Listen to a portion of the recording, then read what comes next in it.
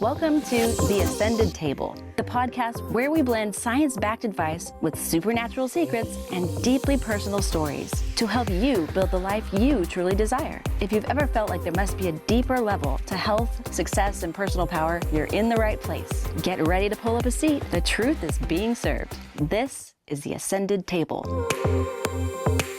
Today, the table is glowing because we are joined by a dear friend, a powerhouse of transformation, a woman who embodies ascending.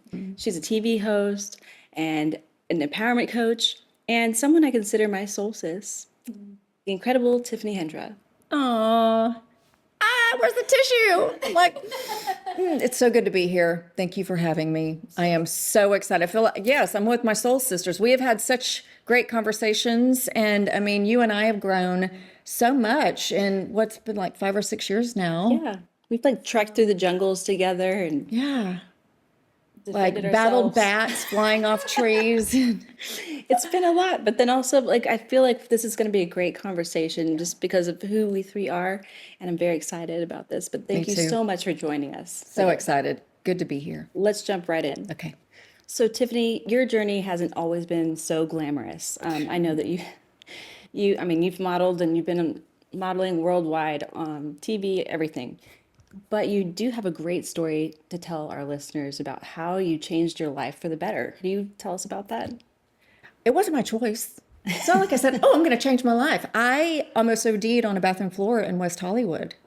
So living the life, that dream, chasing fame, fortune, and also like chasing, but also running away from the past. But I found myself, so-called living that dream and was living a lie on the inside. So it was interesting when I say that. I was an actress by profession, but I was also wearing a lot of masks in my personal life to hide the pain. But yeah, I was really, really BFFs with the concoction of cocaine, opiates, and a bottle or 2 or 3 of wine. Oh. And I almost OD'd, yeah. Wow. So when you woke up that like on the floor, what were you thinking? Like, was there something that like clicked in you that said, I can't do this anymore? Or was it just like a gradual change? Like you weren't happy and you were like, I just don't feel good. I want to change. No, this was one of those rubber hit the road. You know, the saying, God will give you like a flick upside the ear, or like a 2x4, like the brick. That was a 2x4. This was like the whole building crumbling down on top of me. And I had that lucid moment waking up off the bathroom floor. I was in pain, my stomach. I did feel like I was dying. I'm like, I'm dying. I was sweating. I was soaking wet on this bathroom floor. And I immediately thought, I got so much to do. On this dirt, the West Hollywood apartments that are built in the 30s, they're like pink tile or baby yellow tile, and like you can see the dirt in the ground. Yes. That's what I was like, plastered, and just thinking, this is not how I'm going out. This is not it for me. I have so much to do. And it was the first time I'd even acknowledged a higher presence or a higher being or God. And I just said, please don't let me die. Like, just don't let me die. Well, we're glad you're still here because you're an amazing human being and you're changing the planet and lifting everybody up. Thank you. So. But I think that I've said this before. It's interesting. All the healing now is that a rock bottom, and it could be different for anyone. It could be a death in the family. It could be a divorce. It could be a bankruptcy. Like everyone's level. It doesn't have to be you almost actually die. Right. You get a second chance to take a look at what wasn't working in your life before. Right. And then somebody did hear me because I didn't die. So I felt like I had a new purpose in life, a new mission to figure out, like, why am I here? I'm doing all these modeling jobs. It's not very fulfilling. I thought that's what I wanted to do. I'm on the cover of magazines and I'm on TV, but I'm not fulfilled. So rock bottom, you get an opportunity, a second chance to say, okay, what do I really want? Like, I didn't die. Yeah. So it's a wake-up call. So what did you change? Like, what were the first kind of things that you started changing, if you can recall that? Like, did you decide to not drink or change your drug habits or? Oh, absolutely. Not that I didn't slip up a few times after that, nobody's but perfect. right. And by the grace, I did not become an addict. I mean, That's it good. was social, it was anxiety driven, but I put myself what I call a self-imposed rehab. I wrapped a TV show in LA, actually came to Dallas because I had girlfriends that lived here, and I had money in the bank, shipped my car here, and put myself through what I call a self-imposed rehab. I found the AA book at Goodwill for 99 cents, went through the steps on my own. Wow, that's really I was celibate for almost a year, no alcohol, and then of course went back to LA and get wrapped up with the same crew and slipped up a little bit. So that's kind of one of the things, breaking your habits, changing your environment. Like, so It is. that's It is. one of the things, right? What I would say is that breaking our habits and hitting a rock bottom is not a bad thing. No. It just is information and a choice presented to you. And I think that's what you really called you to rise above and transform your life, which I think is just amazing. And that when people hit their rock bottom, I think don't be afraid of that. Pay attention and celebrate that, because now you have another opportunity to go a different way. And it sounds like you did that. Yeah, second chances, I'm so grateful for it. And I Absolutely. have had little mini rock bottoms since then. I think we all do. Yeah. You have health issues, menopause, right? Perimenopause. Yeah, different things that shift your identity, and then you have to come back to that core identity. But it was even, who am I? I get an opportunity actually to figure out who the hell I am. Who I am now, because it changes from season to season. And so I think that's such an exciting thing for people to understand, is that you can change your life at any point in time, and that in this lifetime we will have many different seasons with different challenges and different opportunities there. When I tell my young girls, I work with a lot of girls in college, SMU here in Dallas, and I tell people, you don't have to get to the point where you're so stubborn, where you almost kill yourself from all of the self-destructive habits and the choices that I'm making. You can actually just wake up one day and say, you know what, this isn't working for me anymore. Let me try some other things. Maybe hire a therapist, work with a coach, and pick up the self-help books, tune into the podcasts. There's so many free resources. You could literally just wake up one day and say, you know what, I'm not really happy with the way things. You do not have to almost kill yourself. You do not have to go through a life-altering thing. It's a choice. Yeah, I was going to say, what is special about you, which is such a great modeling for other people, is that you decided, made a different decision, and there are all these resources out there, and you can actually, it's just a mindset shift and a decision, and really deciding that this is not for me anymore. I'm and discovering who am I now and what I want. And it is not easy. Just because I'm sitting here today, some people are like, you don't look like what you've been through. That's why I really encourage women to share their story. When you get to that place of healing where you can do it without sobbing, and you can tell your testimony or your story, because people look at you today and like, oh, she's got it all together. She has a great marriage, she has a great business, and she's living with purpose, and she's fabulous, or whatever. So today's topic is really about how to break free from your habits and move on to more in your life, discover the more. And breaking free of those habits can be, alcohol, it could be, drugs, it could be people pleasing. Right. People pleasing. I think we're all three Reformed people in recovery, work in progress.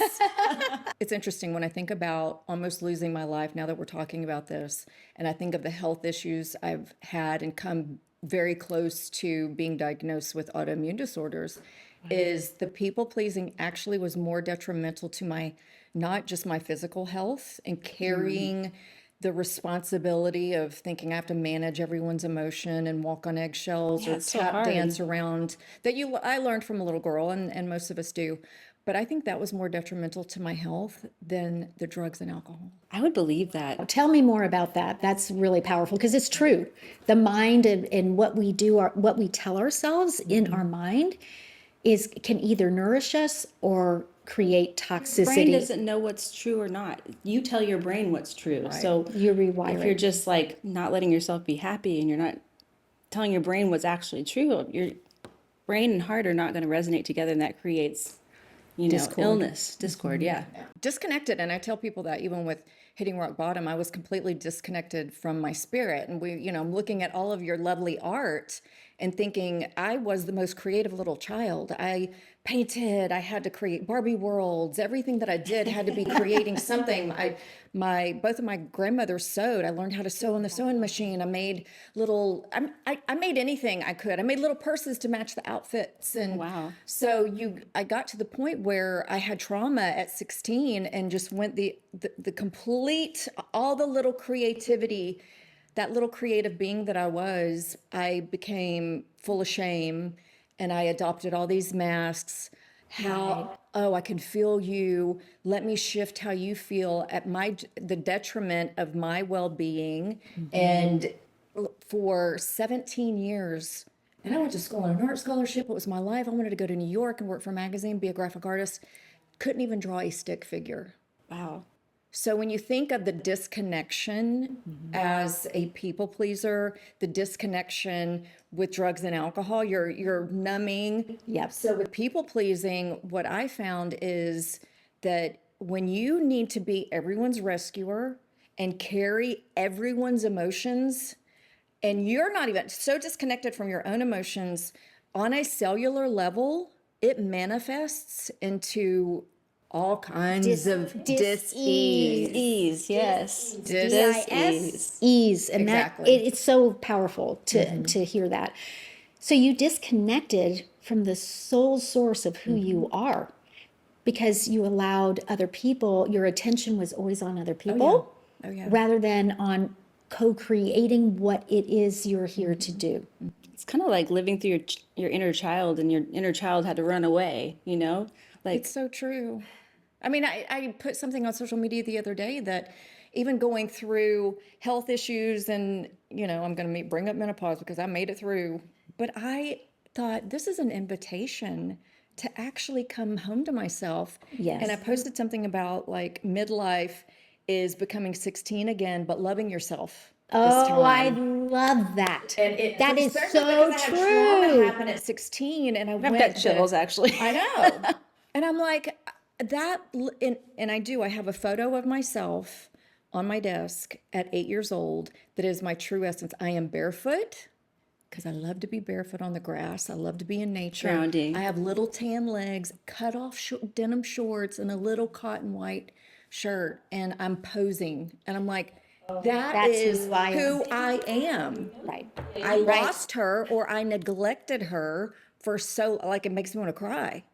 And so it is that like reconnecting with your 8-year-old self, your 16-year-old self, and loving her way better this time. Beautiful. A little off topic, but it's interesting that, like, as a child, we kind of innately know who we are, what we're going to do. It doesn't have to be specific, but we know we're creative, we're artistic, we like to sing, all of that things. And then when we come into like teenage and 20s, we like lose ourselves. It's like, who am I? It's Belonging is so important, especially your teen years. Absolutely. The reason that is because developmentally, when we start moving into teenage years, preteen years, developmentally, we start moving away from family, mom and dad, and trying to find out who we are. That's the testing of boundaries. How do we, what fits for us? And so when we do that, it also is the transition from mom and dad make me feel safe to my peers now define me. And so I think that's the risky part and why the teenage years can be so fraught with so many traumas, because if we give ourselves away in order to be accepted or to find belonging, then we disconnect from who we truly are to try to be accepted into this clan, and we find the people pleasing begins. Yes, the people pleasing begins. Absolutely. Yeah. If I become this, then they will accept me. Therefore, I am okay. Or because we detach from parents and we move towards our peers. And that's where, and of course, think about peers leading peers. No one has the wisdom then. No, I think back. And I remember wanting to hang out with the guys a lot more because Did too. yeah, I had guy best friends that I really gravitated toward because girls were so catty and gossipy. Oh my gosh. And just high maintenance, and Right. I was a tomboy. And the boys develop behind the girls, and so for a time period they're really safe. They can just hang with you. They don't have an agenda. And at that same developmental age, around 5th grade, the girls start really trying to be the queen bee, and we start getting, like you said, a lot of the cattiness that's happening. So no wonder you lose yourself when you're in this age, because I have a child in this age right now, so I'm witnessing it. Right. She's going to a birthday party, and they're all talking about what they're going to wear. They're all wearing jean shorts. Yeah. And I'm like, why don't you wear what you feel like wearing? She's like, I really want to wear a dress. I'm becoming you. She told me that this morning. We're driving to school, and she's what like, a compliment. How nice is that? she's like, I really just want to wear a dress, so I'm trying to get everybody to wear dresses because I feel better that way. And I was like, dresses are amazing. I love dresses too, and But so if you're always trying to be just like everybody else, you definitely lose each other, like yourself, and that would be so boring. It's so boring. I mean, even with the influencer world, and I work on social media, it's the fashion and everyone looking the same and hawking the same thing and get this on my link. And I'm guilty of that, but I share things that I actually love. And it's not, and I love that the younger generation is actually getting into thrifting now. And that's something Yes. that I started doing. And I was a new waver. New waver, what is that? I'm like, hey, do you hear a flock of seagulls? They're like, Duran Duran, huh? I'm like, you don't know who Duran Duran is? Are you kidding me? But the individuality, that's why I did that, because I loved the individuality of expressing yourself as an art, because I was an artist. So I did not want to dress like all the cheerleaders and all the. You have to be right? So- accepted too. You don't want to be a loser, like. Yeah. We crave connection. We crave that. That is in the human DNA. We want to belonging, and that's where it comes in. I think to really try to learn how to lift each other up and accept whatever that individuation is. In your peers or in your family or in your friends, that they don't have to look just like you. Yeah. It's okay, and see them for who they are. Yeah, I love that. Authenticity, and I know that's a big buzzword, but just It's more attractive. well, being clones of everyone, and it's kind of cute. Like we had our slang, like gag me with a spoon when you think of the 80s. You know what I mean? Like so rad, and every generation has their little way of speaking, This which is so generation cute. is different. No, I know. I don't even understand. Oh, she could. My daughter could say a whole sentence, and I'd be like, I have no idea what you just. And it changes all the time. Yes. But Yeah. there's little things like that it's really cute. You have a way of being together, and you have that connection. And then when you break apart, like, who are you? Who are you without this tribe? What do you stand for? Right. Right? How do we know we're people pleasers? What are some signs of being a people pleaser while you're an adult? One is being worried about everybody else's mood and taking, kind of merging with their mood instead of owning and letting other people hold theirs. So that's one tip. Like, where do you start? And where do I start? And that was I had to heal from codependency. I feel like I'm still a work in progress with codependency. But it's even with my husband, sometimes in the house, you're just feeling that energy. And I used to always say, what's wrong? Right. Like hyper vigilant for like, I feel a little shift. What's wrong? I think you're an energy person though too, so you feel people's Totally. energy. Well, you become that. I believe when you are in that kind of household and being hyper vigilant, Yes. the term empath is used so wide. I think I think we are all created to feel each other, but it's heightened for children of a chaotic household. It's heightened because you have to go in and assess. And I knew when my dad's work truck drove up, it was like everybody like pay, like brace yourself. We don't know what we're gonna get. Right, Or right. Alcohol. He wasn't an alcoholic, but he could just come in angry. Yeah. and shift the whole household so everybody goes into dun dun dun dun dun dun dun dun. Yes. What can or like run and hide. Yeah, Right. it's like So as an adult, self-preservation. it's like even with my husband today, all these. So we're still learning this, not just in college, but in our 40s, 50s, and 60s. Absolutely. Is where do you start? You know what? If you're in a mood, It's okay. and I am going about my happy little bubble, and you feel what you're feeling, because I know I'm going to have a day where he's probably going to feel my energy shift. But where do we each stop and start, and not being responsible? Not merge with each other's not energy. merge. Well, and that'd be harder as a couple, especially if you're really like closely connected, to not be affected by their energy if they come home. But So difficult. maybe using your words together, like if you see them come in the house, say, "Hey, I can tell that you're different. Like, what's going on?" Communication. Totally. I've learned that. Christian has taught me that a lot. I'm not a good communicator. That's the last thing I want to do. But he forced me to start communicating, not in a mean way, but and it's so much better. Like if you just say, "Hey, what's going on?" Yep. Right. Right. But that's the hardest thing to do for some people. Like Right. because we're like worried about, oh my gosh, we don't want to make them mad or something. But we can feel their energy, so you might as well tell me anyway. I can feel it. So tell me so that we can just move on. One of the best, and sometimes people don't know what they're feeling. And so you have to just be able to recognize, and it's okay if they have feelings. We don't have to fix that. And we can kind of just go about our day, and we can just acknowledge the other person. I'm just sensing something's wrong, but I'm here for you if you want to talk, and you can go on and own whatever else that you were doing. Well, you see, it said the key word. I use the word rescue, but it's you feel responsible to fix everyone else's energy, their mood. If something they're dealing with, that you take it on as this responsibility, and it's not your responsibility. We're not everybody's fixer. I finally, in the fall, so maybe 3, 4, 5 months ago, I just all of a sudden with my family and different, I'm like, I am done being everybody's helper.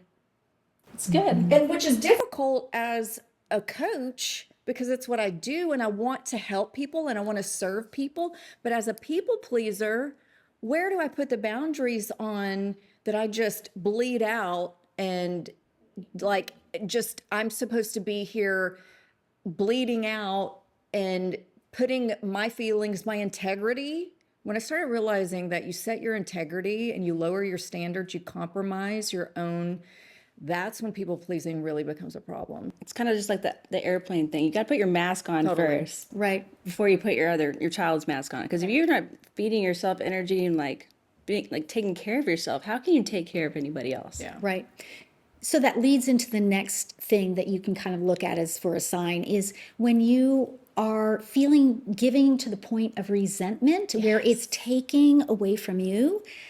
There's nothing wrong with loving people, but when you start overgiving and not allowing yourself to be filled or even holding your own energy, that's another sign. Well, yeah, they're taking because we're giving. Well, and they do, and they do, and it's interesting how the people pleaser will attract those type of people. Yes. Right, and a big learning lesson. So much I know for a lot of people in 2025 was really a year of so much revelation and growth and pruning, shedding, refining, and I realized that with being a helper that when you allow someone your energy a few times, that's the pattern that you create with that person. So I would get these long voice memos, and I'm thinking, I need to charge you my hourly rate is $250. You know what I mean? And I'm like, I can't. What makes you think? And then it was that respect thing. Like, I would never do that to someone. Leave a 10-minute voice memo of trauma dump. Yes. Wow. You can leave. I didn't even know you could leave a voice memo that long. I would have been like, Wow. no, thank you. Right? Instead of, well, everybody's an energy vampire and everyone drains me. Well, let me look at the common denominator here, and that is moi. And take responsibility and ownership and set some boundaries. And, you aren't allowed. You are access denied. I like that. Access Stamped. denied. Like, No more. That's right. One thing I experienced, I had different people pleasing things. I was always like pulled to like go to do things, like go to the bar here, go to this thing, go to these events. Like my friends would be like, you gotta go to this thing. You have to do here. You have to do here. I'm like, I really just want to be home alone right now. I just want to like be in my own space. But I felt I had to go or I wouldn't be a good friend. So that's another people pleaser sign. It is. So when your soul is saying no, but you're wanting to say yes, or you're finding yourself wanting to say yes when your soul is saying no. Yeah. No is a complete sentence. We don't need to explain. Yeah, and the over explaining with the people pleasing, I just had this conversation with one of my sweet SMU girls, and I said, when you look at the self-abandonment, you're abandoning yourself, and you're a mama to a daughter. So it's like you have to become your own mama bear in that moment and say, okay, what do you really need right now? Well, I've had a long week. I'm really tired. I'm so in tune with my nervous system now, just with health issues. And I'm like, you know what? Okay, that place is really loud. It's overstimulating. We have to yell across so I leave there empty, like I didn't have a great conversation with anyone. My nervous system is fried. My voice hurts from screaming. Probably had a cocktail too many that I didn't need. Then I'm going to, that's going to affect my next day. And you have to go home And and so take care now of your I'm kid. like, you know what, sister? I love y'all. But that place is way too loud for me. Call me. Some of my friends call me. I'm like, I'm baby grandma. I'm baby grandma. But I am saying no to that place. If y'all want to get together, just a few people at X, Y, and Z. And I had to learn to advocate for myself and then say, no, thank you. But I always say, you girls have fun. Yeah. You girls have fun. And I have JOMO. I have joy of missing out. I have We need to close JOMO. that. Yes. Because if it is not a hell yes, I got to be there, it is a no. Well, thank you for being here today. Yes, exactly. But you know what? I found this, and it was a lesson that I learned, and Christian taught me that again. He taught me a lot of things because he's very like that. I found that I've done that when I started being myself and doing what I want to do and helping when I need to help and being there when I want to be there. People either chose to continue to be in my life or they chose to respect me. Exactly. Right, nice. That is such a great word. When you actually heal people pleasing and voice your standards, voice what it is that you want to do and what you have going on and what is best for you, you actually gain respect. People pleasers lose respect. I know, and it's the exact opposite of what we think when we're trying to people please. We're trying to stay in it, but Yeah, I was going to say that I've been in codependency recovery, started in my 20s. And again, it's a lifelong journey, but I've learned so much. And really, the bottom line of codependency or people pleasing is that we try to make everybody okay so we can be okay. Yes. Because many people that are, born into people pleasing grow up with instability and chaos and not knowing what to expect. And so, like you were saying, Tiffany, our nervous system is lit up and we're just trying to make ourselves safe. So, It's so when you true. do the work to figure out your own stuff and you can stand confidently in your own space, Sovereign. then we don't have to, we don't have to make other people anything different. We can hold our own energy. Well, and with the resentment that you were speaking about, those friends that you're like, man, gosh, and you think, was she just being a bitch? No, she's being sovereign. This is what works for her. And as a people pleaser, I would be around people and I just be like, how did she do that? Like she just said what she wanted or said no. And like, she's not taking it on and not making it a big deal. And, it seems like, but I said that too, to several. I needed the advice when I'm like, the bitch has to rise up in you. And it's not in a disrespectful way. And I'm just saying that off the cuff, but it's true. the bitch has to rise up. It's like the bitch has to rise up. And it's even sad that it got the name bitch because You could just be the woman and you we need to just rise need to The hold queen, and I use our queen for a long own time. power. Yeah. Hold our own power. It feels so good, too. And not in an do. So arrogant good. way, but in a grounded way. Totally grounded. And we don't have to have an air of anything other than we can walk our own path and understand what it is that we want to be in this world. Maybe 5 years ago, I was not myself. And it comes back to becoming your inner child again. Yes. Accessing that, because that's your true being, that's your true self, and that's your true alignment. Right. And when you reach that, it feels so good. And then people around you recognize you. They're like, I've even had friends because I have a lot of lifelong friends. They're like, I always knew this was you, who you were. You just went somewhere else for a while. Nice, I was nice. like, I don't know how I feel about that, but it's such a it's great a compliment. affirmation. Yeah, it's like, it's an affirmation of, and I always say you don't always see how far you've come or how much you've grown until you get out and people with the people. Right? It's like, how do you know unless you're in that circumstance again and how you're going to respond or react to it? And it's like, oh man, I wouldn't have handled this or been in this energy even just 2 months ago, much less 2 years ago, so it's a great affirmation when someone that has known you for a long time and through different seasons to say, I had a woman that has followed me since my YouTube channel, so, a decade or so, and I'm coming back. It's like, the lose yourself through these different, whether you're postpartum or in like the hormonal stuff with women, you feel like you lose yourself. That's the thing that I think we always say. But I'm like, I've lost some of the menopause weight. I can fit into my clothes again. I always love fashion. And so the creativity and the inner child is coming back to life in me. And a woman that's been part of my community for a really long time, she said, this is the Tiff that we've missed. this is a tip. And at first I was like, oh, that hurts me that, I didn't. Yeah, it's mixed was emotions. I was like, is that a backhanded compliment? I wasn't showing up in the way for my community. But again, to your point, it's like, oh, well, it's a little sad. It's bittersweet to hear that. It's like, oh, I lost myself for 5 years. So what can we give our listeners if they're feeling stuck, if they're people pleasing, if they have a bad habit they just can't get over? What are some things that have worked for you guys to get over that? Like, I like to say, like, we have our platform, My Wellness by Nature, small changes for big results. I would say just make one small change today. Yeah. If it's drinking alcohol, trade it in for a mocktail and choose to. Like, think about that. Right. And then the next day, choose to trade it in for a mushroom drink, something that's like healthy or whatever. I had to do that with kombucha. We had this like clockwork at 5 o'clock. We would pour our cheap barefoot Pinot Grigio. Oh my gosh. So classy. I'm a musician and, I'm working out, starving artists. And we would go to CVS and get the Magnum bottle. It was so cheap. And then when I really had to get a handle on my relationship with alcohol, I used the wine glass but filled with kombucha, which does have a little trace of alcohol. But yeah, you have to not just maybe make the change, but replace it with a good habit. It's kind of like smoking, like they're used to this, right? And so they change it out with like pop, whatever, like something in their mouth.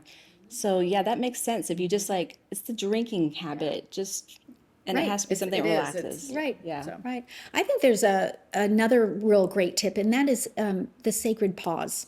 Allowing yourself, when somebody has asked you to do something and you're kind of, you're like, no, you don't want, but you don't maybe have the boundaries developed yet to say something, you don't have to say anything at that moment. You can just say, I'll get back to you. Yes. And then we can kind of get ourselves in a good place, and then we can speak our truth and say no. Thank you I always say thank you for asking, but I'm not going to be able to today. For the people pleaser, that is a hard huge. exercise. Yeah. But texting makes it easier because you can be like, I didn't read it, sorry. That's what I do. But I think it's just really giving yourself some time to speak the truth, even if you don't have access to it immediately. Well, and feel into the nervous system. I always say practice the pause, because when you're reacting, and people pleasers react because you don't want that silence. And I'm thinking of a client right now that I worked with that it was so difficult for them. And then she finally said, you know what? I'm not ready. This is my identity. I've got to help everybody, and everybody loves me for it. And there's just more work to do there. Yeah. And so I said, okay, then when you're ready to do the work, come back. I'll be here. Right. But she couldn't practice the pause. It was too uncomfortable. And that's when they say, yes, I'm available. Right. And then it's like later on, they're resenting it, like to your point earlier. Exactly. I don't really want to go, and now I've got to go. And it's like the whole 48 hours lead up that you're. I remember when I was back in my 20s and I started my own path to recovery in this way. And it was painful. It's like viscerally painful Yes. because you're so afraid of rejection. Yeah, it's or you're so emotions, afraid yeah. of being not, people won't like me and then I'm not going to belong, right? So you have to understand really what drives the behavior to begin Yes. with. So you've got to know what drives that. And when you do, then and you can deal with that and undo the negative belief system there, because the people that are meant to be in your life will be naturally Yes, in your life. yes. And if some people may leave, and that's okay. But Totally. we have to know Probably better. we'll be okay if they leave. Yeah. That we're going to be okay. So for the listener that's not there yet, it's okay. But get some, help with that so that you can work on that journey to be okay in setting healthy boundaries. Because otherwise, you're held captive, and that's going to end up leading to the resentment. Those people who are those people in our lives, I call them energy vampires. Yeah. To your point, this is what I learned, and it might have been the angels, it might have been in a meditation, but when I really started healing people pleasing, I saw siphons hooked up to me. And I'm like, wow, I'm letting people, I take ownership. I am letting people hook up to me with a siphon, like you do when you siphon gas out of a car. I literally saw these tubes hooked up to me, and I chose to take them out. And I even had the meditation and the visual that the little hole that was left Matrix, was like the Matrix. oh, is that the Matrix? Oh, it's so long ago. I don't. Oh, wow. Okay, I don't even remember that from that. This was a meditation that I had. I was like, wow, I'm taking ownership that I'm allowing people to do this. They're going to do it if you let them. So that was the freedom to say, okay, I'm detaching, and then knowing and having the discernment. And because we can feel the energy and saying, okay, green flag, green alert, this person feels light. They feel Yeah. like, I call it pure energy. Yeah. I'm like, Yeah. wow, you can feel the heaviness, and now I know, or it's the voice memo that I don't want to plug into that I detach from it, and then I stay light. Otherwise, you are going to just be tapped out. I would constantly. say pay attention to how you feel after you've been around a person. Oh yeah, for Right. sure. If you feel tired and you just need to like go somewhere else, like be alone, then they're Or take a spiritual bath. Right? Yeah. Well, I think it's such a great point when in formal recovery, I was in Al-Anon for many years trying to learn how to go into healing my own codependency. They talk about the first thing is that you need to detach. And eventually you really try to work on detaching with love. But at the beginning, you just need to detach any way you can so that you can get enough distance to start examining yourself and the changes that need to be happening there. no wonder we're all struggling with this because we're never detached. We have social media. We're never ever detached. Right. Yeah. But we can choose to be. That's the real message. You can choose to be. You can choose to turn off the phone, social media, or just spend an evening by yourself instead of out with the girlfriends, and choose to get back to the source of peace and divine inspiration. And we can do that through meditation. We can do that through reading a inspiring, book, things that feed you. But it is about reading people's energy and reading your own energy. And that's to tag on to that with changing habits, making that one small change. And I know we've all discussed this before because we're all artists, is the year before I hit rock bottom, an angel friend, like a friend of a guy I was dating, just random. It wasn't and his name was Christian. Oh, He was blonde, wow. blonde hair, blue eyed. So crazy. Wow. And he said, I just feel led to give you The Artist's Way by Julia Cameron. And the morning pages changed my life because I never sat still. I never wanted to be alone. I was a workaholic. I was on sets. Then I was helping everybody, or I mean, to sit alone and actually be alone in my thoughts was so scary. So when that first exercise to reconnect with that little inner artist is 3 pages of the morning dump, just whatever's in your brain. And then now, all these years later, I hit rock bottom in 2002. So this book was given to me in 2001.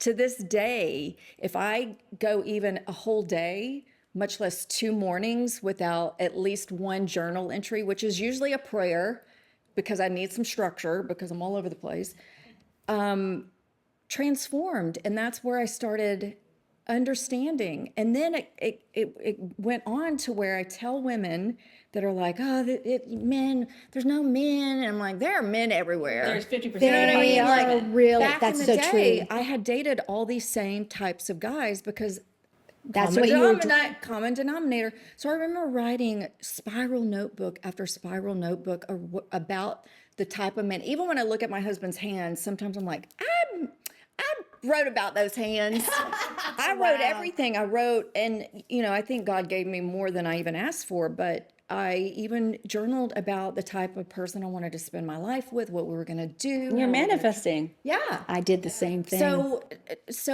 But I had to get quiet, and I actually had to start spending a lot of time. Now I love it. I crave it. I love being alone. I love my morning time and my meditations. I could just stay in that all day, and I tend to have a meditative state all day long. You don't have to just meditate for 5 minutes. You can live in that state.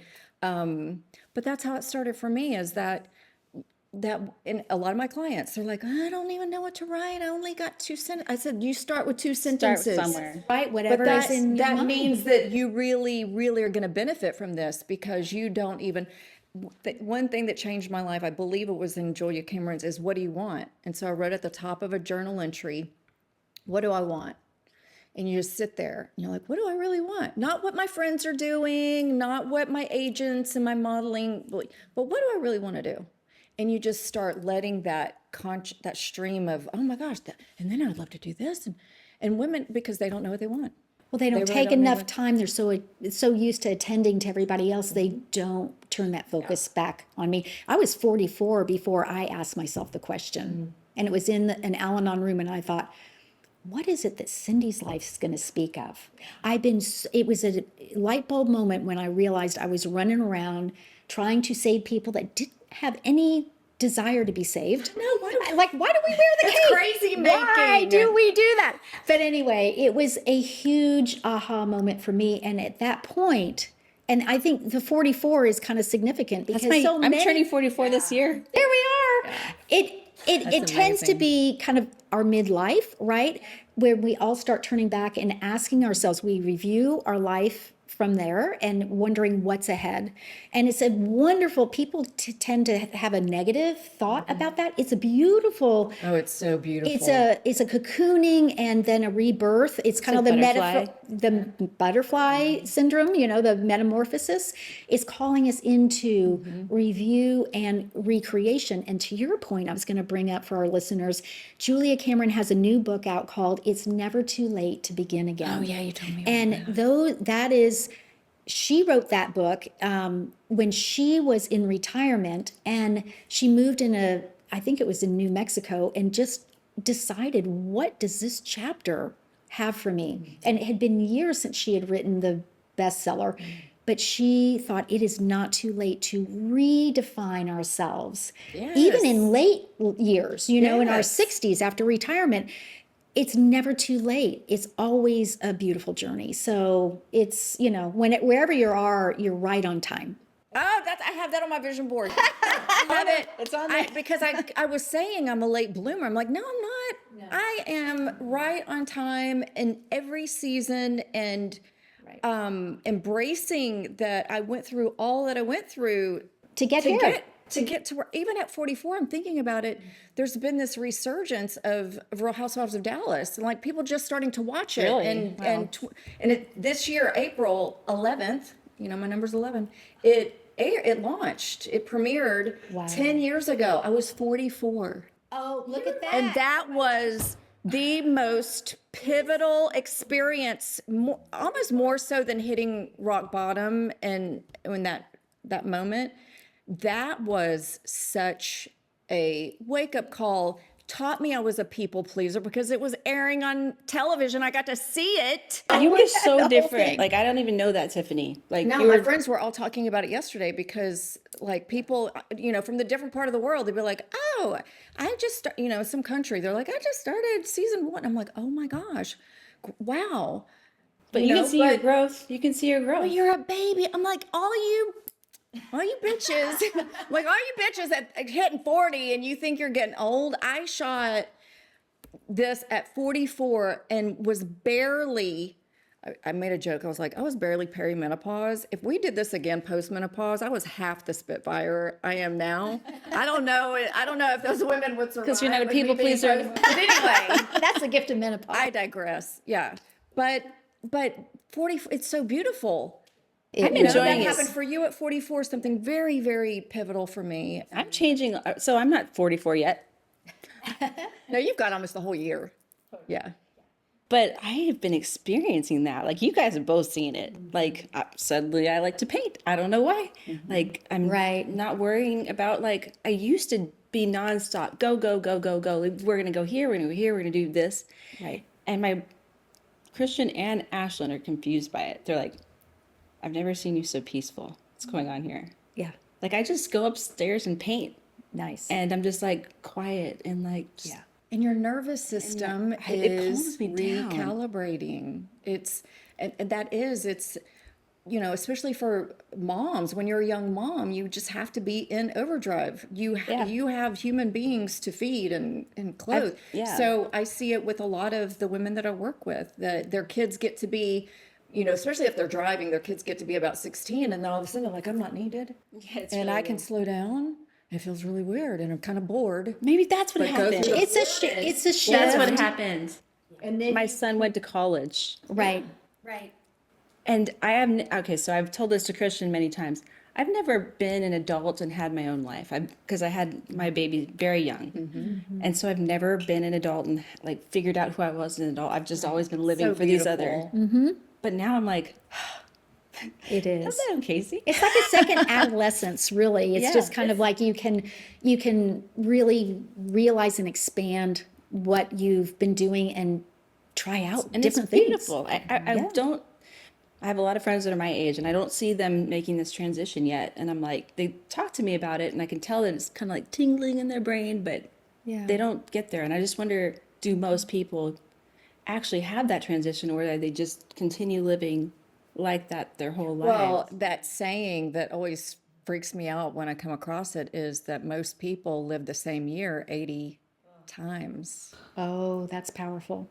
So when you Wow. think of that, right? So even with the women that I work with, I'm working with a beautiful 59-year-old. She's about to be 60, and she's just starting social media, and she's really picking up this idea of empowering other people through her mode of healing. And she's in Hawaii, and so I'm like, sister, we want your videos. You've got the whole set.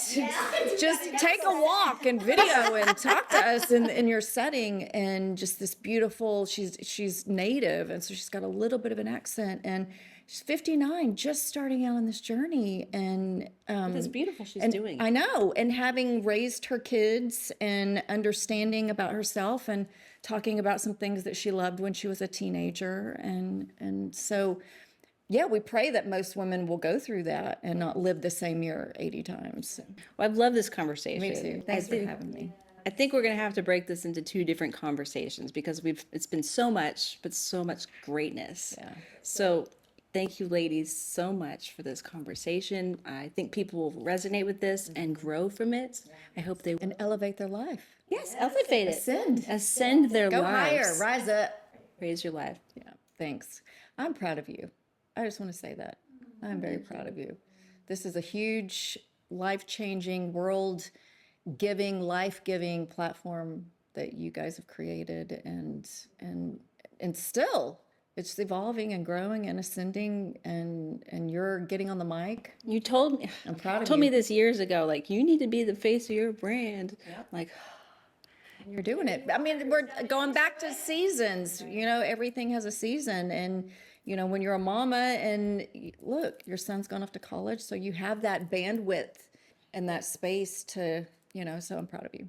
Well, thank you for inspiring me too. It's been an inspiring friendship, both of you. Like you, it's just greatness. I enjoy it so much. So thank you once again for joining us, and join us next week on the Ascended Table, because we're going to have to break this up into two because Tiffany was so great.